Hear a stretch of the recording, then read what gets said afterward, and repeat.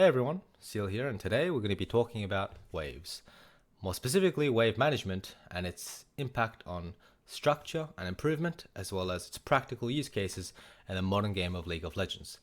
Now, this is a re-recording of the original online classroom that I held in my Twitch channel, and if you guys are interested in joining them in the future, you can find my details down below. Now let's get started.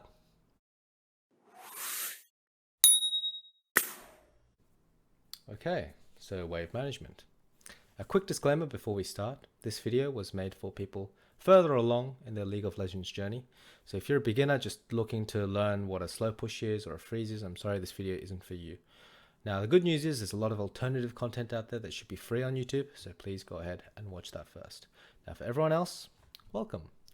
In this video, as I said in the intro, we'll be covering a broad range of macro ideas and how we can apply these from in a structural way, and we'll be discussing the specifics behind the structure.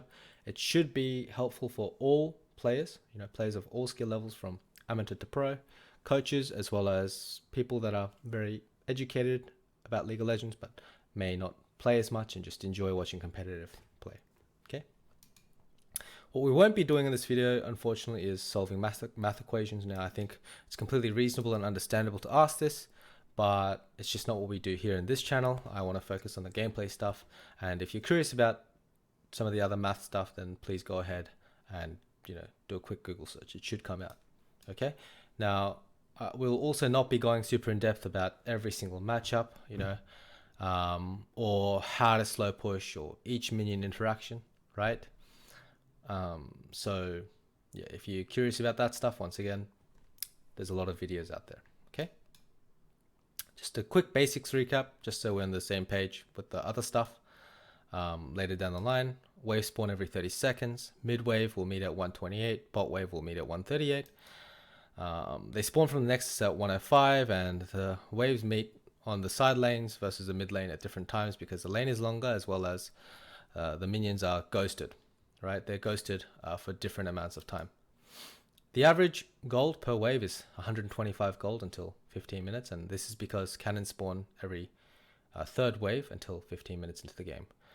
The strength of minions is determined by the average level of your team, and if the average level of your team is higher than the enemy team, then your minions should be naturally stronger and create natural slow pushes all around the map. Okay? So going on to the key points, minions act as a fixed source of income. And because of this, you can force the enemy to choose between minions and HB if you're on the winning side of the matchup. And if you're on the losing side of the matchup, you have to make this decision wisely. Which minion can I go for? Which minion can't I go for? This is really the most important key to creating an advantage in lane, right? Or minimizing and losing gracefully. Now, cannon minions obviously take longer to kill, and this means they can be used as a measure of time. Stacked waves, just like cannon minions, often lead to more pressure. This is because outside sources can use this stacked wave to dive you, or they can force you to take this stacked wave, as it's a set amount of income, to move on the map and take advantages elsewhere. More on this later. Okay, you can recall in stacked waves or cannon waves, and the idea behind this is, as I said, cannon minions take longer to kill. So on the losing side, you're basing on the cannon. On the winning side, you're looking to crash the cannon, and basically the winning side will win more than the losing side, but this is the absolute minimum that they will lose if you're on the losing side. Okay, it's a very, very important concept. Now moving on to early wave structure, these waves are absolutely must they're absolute must memorize waves. Wave 3, the first cannon. Wave 4, 5, wave 6, and wave 9. The idea is, generally speaking, if you can crash first 3 waves as a stacked wave, this is very good for an early base. Wave 4 and wave 5 bases are even better because you're basing with more gold, but more often than not, you're not going to be able to base wave 4 and 5, or most of the time you're not going to be able to stack 4 waves either, right? You're going to be looking to stack 3 waves and then push the next wave and then base, or push the next 2 waves and base. Okay. Now the wave 6 base is important because around this time at wave 6, so 4 minutes 20 seconds when you crash it, you have around 1,000 gold. And this was important because back in the day, This is still important because back in the day and nowadays, if you start longsword, you can just in general get a better base, even go for something like a noon quiver. And then the wave 9 is the 9th wave is very important because this is when you hit level 6. It'll be around 5 minutes and 30 seconds, assuming that you haven't lost any EXP. So theoretical wave management and its applications to the modern game. Well, I just kind of want to go through how we can apply these ideas. Before we start, just a stacked wave example. Kalista and Nata, one of the most oppressive laners right now. They can create stacked waves, and as I said earlier, stacked waves create more pressure, and the reason is this. If Kalista and Nata stack a wave onto blue side, then this blue side has to answer and take the wave before they can move, which means they should be able to have first move on Herald or first move on a lane or whatever, right? They can also dive this wave. Ezreal Karma can do the same thing. These are just two different examples of how they would stack a wave and then move and create a man advantage on the map. If you want something even more detailed than this, please go and watch the Rift Herald video. Okay, it should be on my YouTube playlist or on my YouTube channel. Usage and theory. Well, we want to apply these wave concepts and just kind of build a structure around it on how we play. There are some interesting correlations between waves and the jungle, and more often than not, this is the main way that we like to utilize waves, right? And the whole idea of wave management. Around wave 4 and 5, right, 3 minutes 20 to 3 minutes 50 seconds, depending on how you crash and when you crash. This is the time in which a jungler can be bot and use your priority or use these stacked waves to get a ward in the enemy jungle. The interesting thing about this is if you get a ward in the enemy jungle around 3 minutes 20 and 3 minutes 50 seconds, ideally this ward should be able to, not ideally, this ward should be able to survive long enough to see the second camp respawn and observe it for a good deal of time. Now the second camp spawns around 4 minutes 10 to 4 minutes 15 seconds. And this is assuming if they started buff and they took either Raptors or Gromp, right?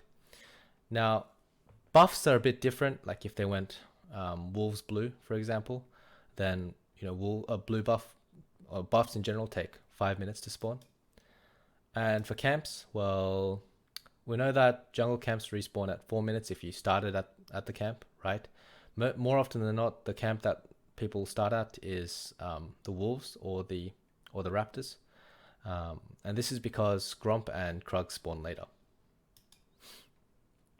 Now, this is a visual example of that. So basically, on red side, they got a wave 3-4 base, 4 push, wave 3-4 push, sorry. And the jungler looks to just walk into enemy jungle, place a ward down. This ward will live well past 4 minutes 15 seconds, in which when they both look for a reset, so bot and jungle should both look for resets, unless bot matchup says otherwise, the enemy jungle would eventually need to come back and get this leveled up camp, right?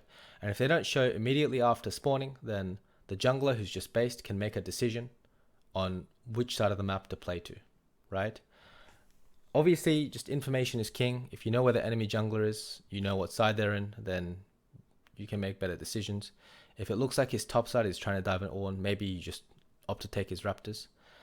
If it looks like that he's taking the camp, maybe you opt to make a fast play top if you have something that you can dive with, or cover bot once again on tempo so that your bot lane doesn't get ganked, right? An example of a lane that would like to stay longer than wave 4-5 is once again the longsword start matchups, as well as a couple other matchups just off the top of my head, right?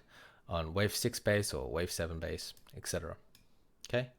Another theoretical use case of waves and jungle is the third wave crash, right?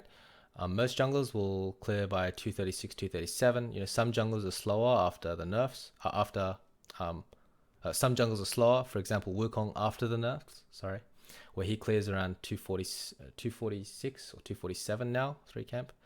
But yeah, most junglers should be able to, be bot by the third wave, and you can obviously use this third wave to dive. And then if they can't dive, obviously they can also play for the scuttle or double crab. Another visual representation, you have push, so the blue side bot lane will not be able to move. And if you have a strong 1v1 jungler that can dive, as well as just opt to farm, right? A good example could be Jarvan, right? In this case, you know, the jungler can opt to just take this crab, and if the enemy jungler runs top, dive again on bot, or just double crab, right? So this is an advantage where this is a way that you can utilize bot push as an advantage. Now up to here, I think most people know. And if you're Master Plus, this is kind of a must know, right? But after is where people start to get lost. I feel like you can really use this to break down your lanes, and just one example of lane theory, right? And using wave management and wave theory is like in lane matchups. So for example, we know that the average gold per wave is 125 gold, and looking at the Ryze matchup, for example, most Ryze matchups, Ryze versus Syndra, Ryze wants a tier early, but in hard matchups, you can't really survive early laning by buying tier outright. The middle ground is that he wants to start corrupting potion, but at what wave should he base? Well, once again, 125 gold times 3, 375 gold. And then obviously the base gold generation would be able to, means that Ryze will be able to buy the tier on the third wave. And this adds a level of replicability. This is obviously a very, very simple example, right? But this means that this guy knows what he's basing for. This guy knows what he wants early and what he wants to do with the wave. In this case, Ryze would most likely start corrupting potion, trade his HP so that he can guarantee the push in early waves, and opt to just base and buy a tier and TP back, right? Making his lane a lot more stable. On the other side, the jungle can also play around this, and if when he TPs back, the jungler is on time to facilitate Ryze and give him a further lane advantage, you know, once again, this could be really great, right? A jungle theory example is just like, we can use TF as an example, right? Or just any level 6 champion. A jungle theory example is understanding these wave states or understanding key timers as an indicator, and using them as an indicator, sorry. So understanding key timers and using them as an indicator on which lane to play for. For example, we know that most level 6 spiking champions or 6 roaming champions like Twisted Fate, Ryze, you know, likes to base at level 5, and this is because they want item spike and they want to make sure they're full HP, full mana. As a jungler, you would know that they like to do this pre-wave 9, because the wave 9 is when they hit level 6, and this means that the jungler in general would like to play through mid before 5 minutes and 30 seconds, so around 5 minutes, for example, so that your mid laner can get a free base or a good base. If a jungle, for example, in this case, plays through mid, and he opts to give TF a base at wave 7 or wave 8, and then opts to control one side of the jungle after that, or one side of the map after that with a pink ward, then this means once Twisted Fate hits 6, he can, you know, pivot to the side where there's no vision, and it creates a tremendous amount of pressure to the enemy jungler as well as bot lane, right? So this is just one way that you can use jungle theory, right? Now, what happens when you use all these theories and create a composite product using things like using understanding of lane matchups and understanding of dynamic value, right? In the previous, well, I'll give you an example, right? In the previous lecture that I did, we talked about dynamic value in heralds, and there we talked about the champion Kalista. We talked about how it scales variably, but because it scales much worse than other AD carries, it's very important to get Herald, right? We knew that she can close games with Soul and Baron if played around, and because it's countered by multiple comps, it's very important to snowball early. Thus, very unhappy when trading the map, very unhappy when you're not taking the Heralds. So let's apply this dynamic value, lane matchup understanding, as well as wave management to a more advanced form of lane analysis, in which can help further the replicability and consistency behind your play or your analysis, right? Obviously tremendously helpful if you're able to be consistent and replicate these results over and over again as a professional, or, you know, any type of player, right? Composite application. So first of all, we're just going to identify the Senatam versus, or Kalista Renata versus Senatam matchup. We want to identify the matchup first. We know that they're double range versus melee, so therefore Kalista side will have wave control. And because we know this is an example of the composite, right? The composite product. We know that Senna Tam can out-sustain Kalista Renata when they stay in lane longer. We know that Kalista, using her wave control, would like to base early. Now, the time that she would like to base is around wave 3 and 4, predominantly because wave 3 and 4 is a time when, on the bounce, Tahm Kench actually has W and basically all 3 spells. And before that, they can't really interact with you, right? Interact with these 2 champions. So they opt to, base wave 3-4, play lane with a lane advantage, and therefore kind of control the lane and consistently create slow pushes in which eventually they'll play for 4th cannon or the 7-minute 10-second base or push into shift, right? This is 50 seconds before the Rift Herald, and by using this slow push they can shift into or reset or even swap with like their top laner and secure the Herald, right? So it's an understanding that, okay, we know that Kalista wants early Herald, we know that we have push early, we know how the matchup goes and we don't want to stay around too long. So this is how we want to play the matchup every single time. And this is kind of a more advanced version of breaking down and utilizing wave management. Okay. Now, what happens if you don't really know this, or if things go wrong? Well, you can identify when things go wrong, but if you have no idea, then once again, you can tell, like, you can see the tremendous costs behind that, right? Let's just say Kalista fails to base wave 3 and 4, right? Because she either doesn't know there's a cannon on wave 3, or because she doesn't understand that this is generally a good base timer, or because she stacked the wave wrong. I mean, it could be really any reason. Then the other side, who may identify the matchup slightly better, will play to sustain and delay the recall of Kalista Renata, leading to a delayed recall on the bot side and Senna TK maintaining a lead all throughout the lane afterwards, because Kalista Renata is no longer laning with an item advantage. And what happens? Well, Herald is lost, right? So now the value of Kalista goes down significantly, and this is one of the many reasons why wave management and applying this to your everyday gameplay is tremendously beneficial.